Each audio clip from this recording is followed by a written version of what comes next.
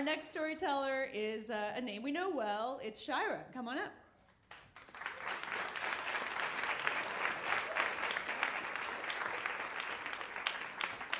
Welcome back, Eve. My cousin Daniel was born in 1965. He was the third child of my father's sister, Aunt Jackie, and her husband, Uncle Dick. And until 1976, he was their youngest child. He also went by the name Dan John because apparently every Daniel born in 1965 in Franklin, Louisiana was in his class. They lived in Franklin, and we lived in Crowley. Our family had 5 kids. Whenever we all got together, the combined 8 children got up to interesting imaginative play. They lived in this weird 2-story house, so their house was good for staircase and secret room related play. Our house, though, at our house, Dan John got to indulge in cross-dressing. He had a sister at home, but he didn't have access to girls' clothes, and then there was the wig. We had one. It was blonde. Dan John had 2 female personae. One, I think was named Brandy, was a little girl, you know, whatever age he was, 8, 9. And her outfit was just my kilt-looking plaid skirt over Dan John's school clothes, a white shirt and short pants. They were visiting us on the weekend, but he just really liked his school clothes. So Brandy would borrow my sister Patty's bike, and we'd ride around the neighborhood. His other persona, y'all. His other persona was a stripper, as in the Gypsy Rose Lee kind of stripper, named Willie Mae. This game involved Daniel's brother and sister and my brother were the police. My brother's room was police headquarters. The room I shared with my 3 little sisters was the nightclub. I was the manager. Apparently, the cops were going to raid the joint. Our closet was the backstage, where Willie Mae was getting ready. Lighting effects were done with a light bright.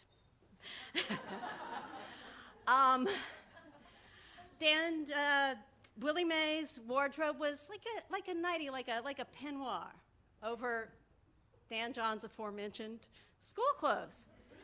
Now remember, I said the closet was the backstage. This meant that Willie Mae's entrances were coming out of the closet. Now, Willie Mae was a stripper, but she never took anything off. Now, a couple of times, though, Willie Mae went into the living room where his parents and my parents were. And he would talk to the adults as Willie Mae. He was 8 or 9.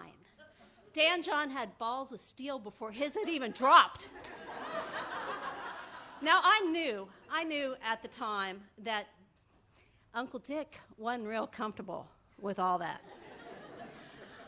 Now, in 1976, Aunt Jackie and Uncle Dick had another son named Matthew, but they didn't stay together much longer after that. And I understood that Dan John and his father didn't stay close. Dan John grew up to be tall, 6'3", 6'4". He's on my dad's side, they're tall. Oh, God, he was good looking. And of course, we know that cross-dressing as a boy does not mean a man is gay, but yes, Dan John was gay. Now, when my sister Renee was killed in 1991, Dan John was a pallbearer. He attended a few days of the trial of Renee's killer in 1992, and during that time, he complimented my dress. And I said, you know, this is my favorite dress. And he said, if I was a lady, that would be my favorite dress too. Now, I knew about Daniel having pneumonia in the summer of 1993, but a lot of times I didn't know what was going on with Aunt Jackie's family. So in early April, I think it was the 3rd in 1994, when my mom called and first said, "Shyra Lynn, sit down," I'm glad I listened, because Dan John was dead. And at the funeral, I learned that he had died of AIDS, and that he weighed 100 pounds when he died. Remember, I just said he was 6'3" or 6'4". Upon returning from Daniel's funeral, I learned from a neighbor about a certain rock star's suicide death. But I couldn't mourn for Kurt because I was busy mourning for the boy who had the guts to be Brandy and Willie Mae. Thank you.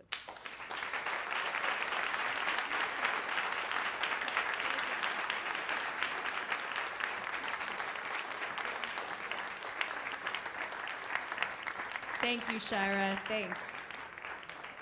I love picturing that little boy, and I love imagining him doing Willie Mae's voice, you know, that sort of walking in.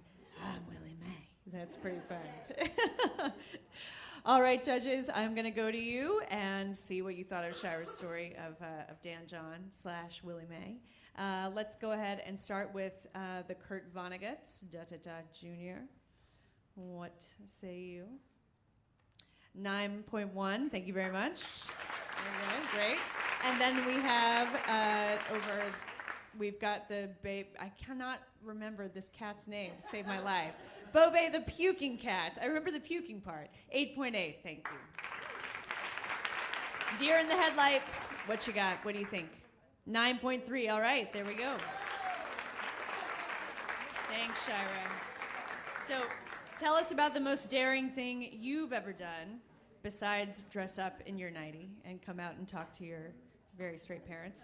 Rode my bicycle 1,000 miles across the country by myself. That is daring. I will give you that.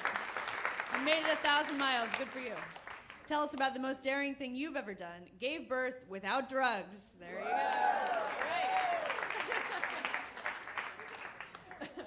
The other times it wasn't daring. It was just like, oh, this is so boring. Our next storyteller is going to be, oh, that's the one we already read. Shyra, I'm going to ask you to pick another one because I